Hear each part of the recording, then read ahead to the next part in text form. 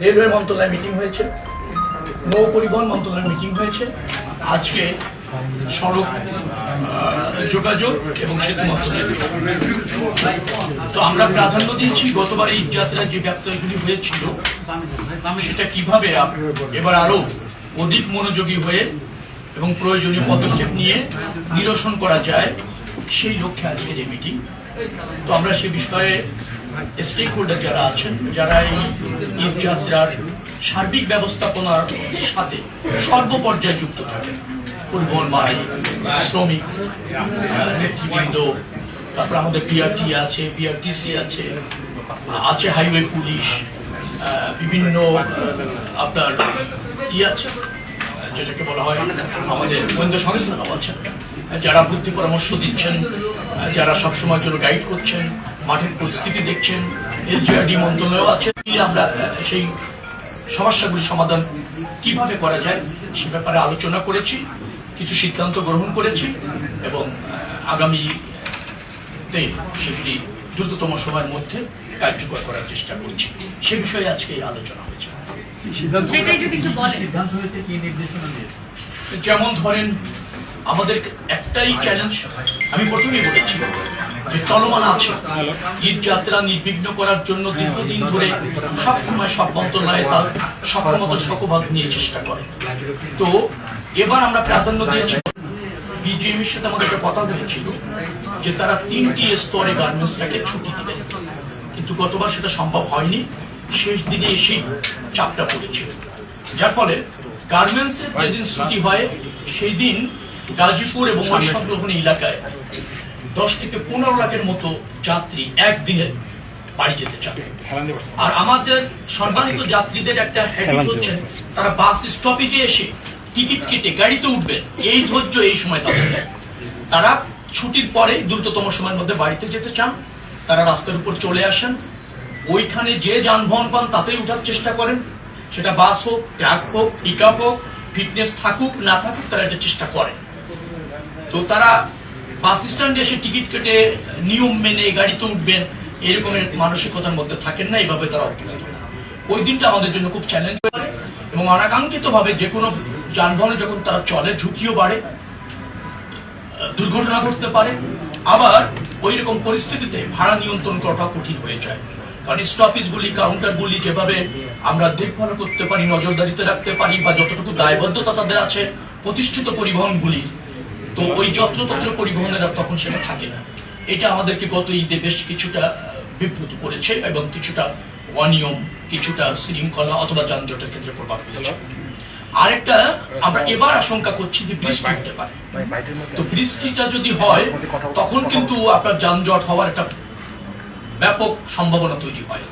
তখন পুলিশ ও রাস্তায় অনেক সময় পর্যাপ্ত রাখা যায় না, তারপর যানজট, জনজট, এই সবকিছুর পরিস্থিতিতে আমাদের গতবার একদিনের ঝড় বৃষ্টি আমাদেরকে বেশ কিছু চ্যালেঞ্জের মধ্যে ফেলেছে। এবার যেহেতু সিজনটাই এরকম, অতএব এই ধরনের সম্ভাবনা তৈরি হওয়ার সমূহ সম্ভাবনা রয়েছে, সেইগুলি আমরা বিবেচনায় রেখেছি। আর এবার হচ্ছে 1 কোটি যাত্রী আরো বেশি গতবার হচ্ছে, তার মানে হচ্ছে কুরবানিযোগ্য গরু, তো তাদেরও আসা যাওয়ার ব্যাপার আছে। গতবার আমরা ট্রাক, লরি, গাবার ভ্যান নিয়ন্ত্রণ করার চেষ্টা করেছিলাম 4 দিন আগের থেকে, কিন্তু আমরা সফল হয়েছি বলছিলাম। আমরা ওই অঞ্চলে প্রচুর ট্রাক, গাবার ভ্যান চলেছে, এটা নিয়ন্ত্রণ করা যায়নি। আর গাড়ি আপনারা জানেন যে একবার যদি রাস্তার উপর চলে আসে, তাকে নিয়ন্ত্রণ করে সাইডেও যদি আপনি নিতে চান, তাতেও যদি 5-10 মিনিট সময় লাগে, তাহলে 10 থেকে 15 কিলোমিটার ট্রাফিক হয়ে যায়, কারণ গাড়িতে একটার সাথে একটা একেবারে লাগিয়ে চলছে, এরকম ভাবে যায়। তো সেটা যাতে এবার আরো গরুর ট্রাক তো চলবেই, এটা পরিবহনে যুক্ত থাকছে, এই জন্য চ্যালেঞ্জটা আরো বেশি হবে। সেই সমস্ত জায়গায় আমরা ওই স্পটগুলি নির্দিষ্ট করে কি কি ব্যবস্থা নেওয়া যায়, পুলিশের পরামর্শ, বিআরটিএ এবং আমাদের যে সমস্ত লজিস্টিক ফোর্স আছে। আবার গতবার আমরা করেছিলাম টিসি থেকে বেশ কিছু বাস, এবং এবার আমরা আবার চেষ্টা করেছি যে বেসরকারি যে মালিক যারা আছেন, যারা ব্যক্তি পর্যায়ে পরিবহন মালিক, তাদেরও পর্যাপ্ত বাস যাতে ওখানে রাখা যায়।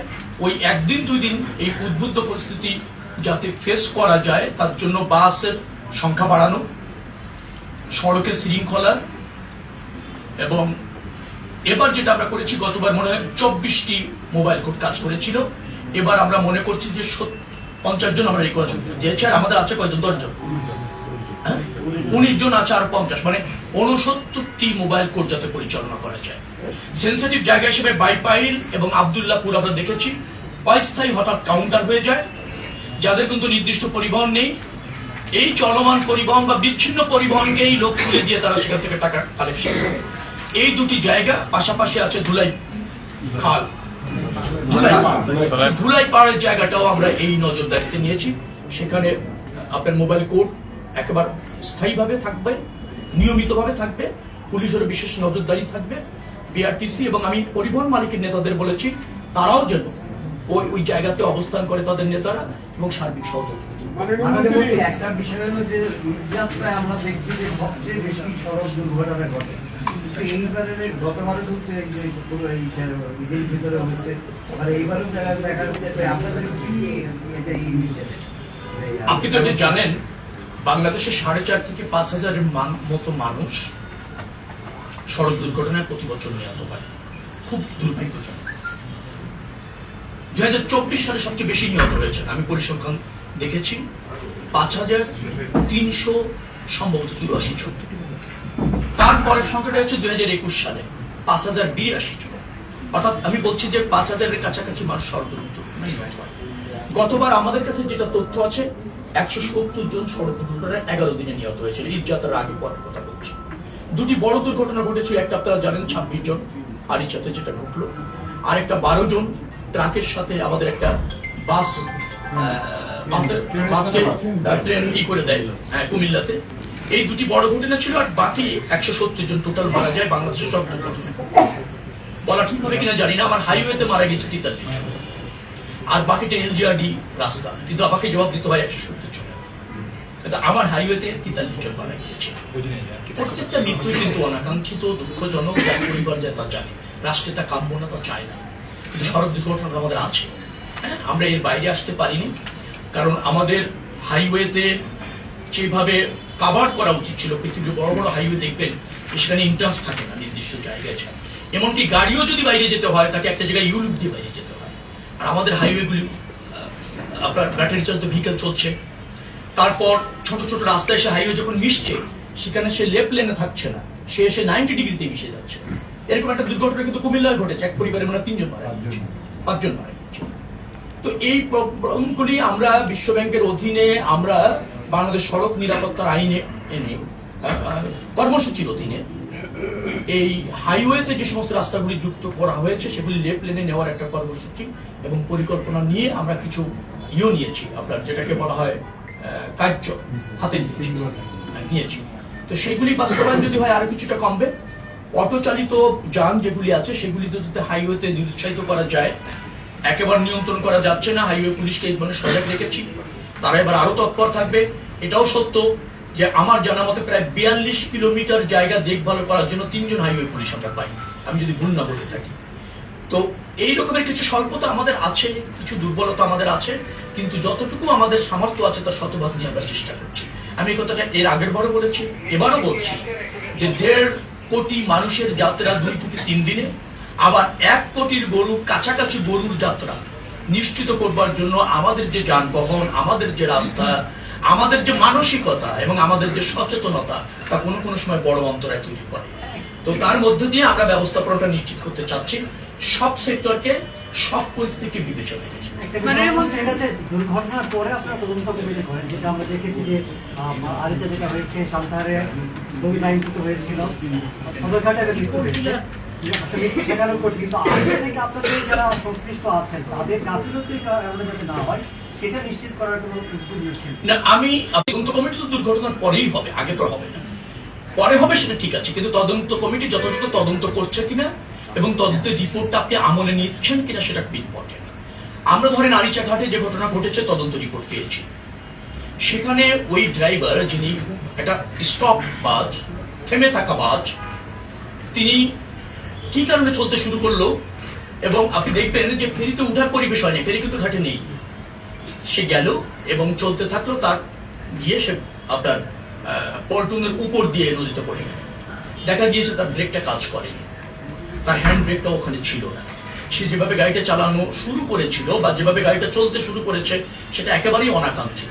আর অনাকাঙ্ক্ষিত মানে ঘটনাই হলো দুর্ঘটনা, সেরকম একটা কিছু ঘটেছে। আমরা এবার যেটা করেছি সেটা হলো আমরা সিদ্ধান্ত নিয়েছি যে সমস্ত বাসের প্যাসেঞ্জারকে নেমে বাস ফেরত উঠবে। কিন্তু দেখা গেল যে অনেক অসুস্থ মানুষ থাকেন, অনেকের মালামাল থাকেন, সেটা রেখে সে নামতে চান, বাচ্চারা থাকেন, কার্যকর করাটা একটু কঠিন, কিন্তু আমরা করছি। পাশাপাশি বাস ফেরিতে উঠার আগে আমরা একটা ব্যারিকেড দিয়েছি। ওই ফেরি বাস নেমে খালি না হওয়া পর্যন্ত এখান থেকে কোনো গাড়ি উঠতে যেতে পারবে না, ওই ব্যারিকেড ক্রস করতে পারবে না, সেটা আমরা নিশ্চিত করেছি। আরেকটা হচ্ছে ফেরিতে যে পল্টন থাকে সেইটাকে আমরা একটু কাভার করে দেওয়ার চেষ্টা করছি, যে কম গতিতে কোনো গাড়ি গেলে সেটা বাধা পায়, কিন্তু বেশি গতির কোনো গাড়ি যদি চলে যায় ওই বাধাও কোনো কোনো সময় আপনি জানেন সেটাও আরেক দুর্ঘটনা। তো এইভাবে আমরা ম্যানেজ করার চেষ্টা করেছি। সদরঘাটে যেটা ঘটেছিল সেটা একেবারে আমাদের নজরদারিও ছিল। হঠাৎ করে আপনার বোটে স্পিড বোটে এসে যখন উঠতে যায় দুইটা লঞ্চের চাপে এরকম একটা দুর্ঘটনা অনাকাঙ্ক্ষিতভাবে ঘটে যায়। এবার আমরা যেটা করেছি সদরঘাটে সেটা হচ্ছে বোট এবং স্পিড বোট কোনোটার থেকে কোনো লঞ্চ উঠতে পারবে না, নৌ পুলিশের সার্বক্ষণিক কর্ডন করে নজরদারি চলবে। বোট এবং স্পিড বোটে কোনো যাত্রী যদি আসে সে পল্টনে নামতে পারবে এবং পল্টনে উঠতে পারবে, সেই জন্য আমরা ব্রিজ করে দিয়েছি নতুন। তিন দফায় ছুটির আমাদের দাবি রয়েছে, তারা এগ্রিও করে, কিন্তু আমি বলেছি আমরা এবার চাপ প্রয়োগ করেছি, গতবার কিন্তু কার্যকর হয়নি। তারা বলেছে কিছু কিছু গার্মেন্টসে এমন অর্ডার থাকে তাদের 2 দিন কাজ করাও জরুরি হয়ে যায়, নতুবা অর্থনৈতিকভাবে তারা দারুণ ক্ষতিগ্রস্ত হয়। তো এইটা এখনো পর্যন্ত আমি নিশ্চয়তা দিতে পারছি না। আমাদের দাবি রয়েছে তারা যেন 3 দিনে অথবা 4 দিনে ধাপে ধাপে, যেখানে ওয়ার্ক অর্ডার ওরকম নাই তারা একটু আগে গেল, এই বিবেচনা করার জন্য জোরালো দাবি জানিয়েছি। তারা আমাদের মানে নিশ্চিত করেছে, কিন্তু শতভাগ নিশ্চিত হব গতবার যেহেতু হয়নি, তো নিশ্চয়ই সেই আশঙ্কা আমার মধ্যে আছে। স্যার একটা কোয়েশ্চেন ছিল, সেটা হচ্ছে আপনি বললেন যে গতবার ঈদে 43 জন হচ্ছে আপনার মহাসড়কে মারা গেছে, বাকিরা হচ্ছে এলজিইডি রোডসে। তো এইবার আপনারা আজকে যে মিটিং করলেন, তো এলজিইডি এর সঙ্গে আপনারা কোনো রকমের সমন্বয় করেছেন কিনা বা ওনাদের কোনো প্রতিনিধি ছিল কিনা? তো স্যার তারা কি বললো তাহলে? না শুনুন, আমি বলছি যে রাস্তা ম্যানেজমেন্ট আলটিমেটলি এলজিডি রাস্তা তৈরি করে, আমিও রাস্তা তৈরি করি, আমি মহাসড়ক তৈরি করি, তারা স্থানীয় তাদের অধীনে সড়ক তৈরি করে। রাস্তার শৃঙ্খলার সাথে টোটালটা স্বরাষ্ট্র মন্ত্রণালয়ের হাইওয়ে পুলিশটা দেখভাল করে। এখন আমাকে যদি আপনি বলেন, আমি রাস্তা তৈরি করি, রুট পারমিটটা দেই এবং গাড়ির ফিটনেস দেই, আমার বিআরটিতে কিছু কর্মকর্তা আছে মাত্র, আমার সরাসরি কিন্তু এই যোগাযোগ মন্ত্রণালয়, সড়ক যোগাযোগ মন্ত্রণালয় এমন কোনো ফোর্স নেই যে তারা এটা করতে পারে। আমরা সমন্বিতভাবে করি, তাই আমাদের আছে হাইওয়ে পুলিশ কাজ করে, স্থানীয় পুলিশ কাজ করে, মোবাইল টিম কাজ করে। তো এর সবাই যে দায়িত্ব আছে সেটা সবাই সক্ষমতা অনুসারে কিভাবে সমন্বয় করে করা যায় সেটা আমরা করছি। আমি ওই কথাটা বলার একটা কারণ হচ্ছে যে আমার হাইওয়েতে মারা গিয়েছে 43 জন, কিন্তু 170 জন যেটা মারা গিয়েছে অনাকাঙ্ক্ষিত ভাবে এলজিআরডির রাস্তাতে, সেটাও কোনো কোনো সময় জবাবদিহি আমাকে করতে হয়েছে। না সেটার জন্য তারা তো কখনো দায়বদ্ধতা আসলে ওভাবে স্বীকারও করে না, বা তারা কি কোনো রকম হিসাবও তো রাখে না, সেটা তো আসলে আপনাদের ওপরেই থাকে। বিআরটি তো আপনাদের আলটিমেটলি তো আমাদের রাষ্ট্রের আমাদের ব্যর্থতা, তাই না? এখন এলজিআরডি কে আপনারা ওভাবে জানেন না, হয়তো তাদের প্রয়োজন হয় না। আপনারাও মানুষ এবং সাংবাদিকরা বোঝে যোগাযোগ মন্ত্রণালয়ের দায়িত্বই মানে হচ্ছে রাস্তা ফুল বিআরটি তো স্যার যেটা হচ্ছে যে তারা তো সারা দেশের সড়ক দুর্ঘটনার হিসাবটা তারাই রাখে এবং সেটা আপনাদের মন্ত্রণালয়ের আন্ডারে। দেন ওয়াই নট, তাহলে আপনি কেন এটা বললেন যে এটা আসলে আমাকে জবাবদিহি করতে হয়? আমি তাই বলছি না, সেটা তো হওয়ার কথাই স্যার, আমি এটাই বলতে চাচ্ছি। আমি বলছি যে আমি হচ্ছি কেন আপনি এটাকে এইভাবে নিচ্ছেন না, কারণ বিআরটি এটার জন্য হচ্ছে আপনার হচ্ছে তারা হচ্ছে দায়বদ্ধ, বিআরটি এর আইন অনুযায়ী। কি করে আমি শুনে না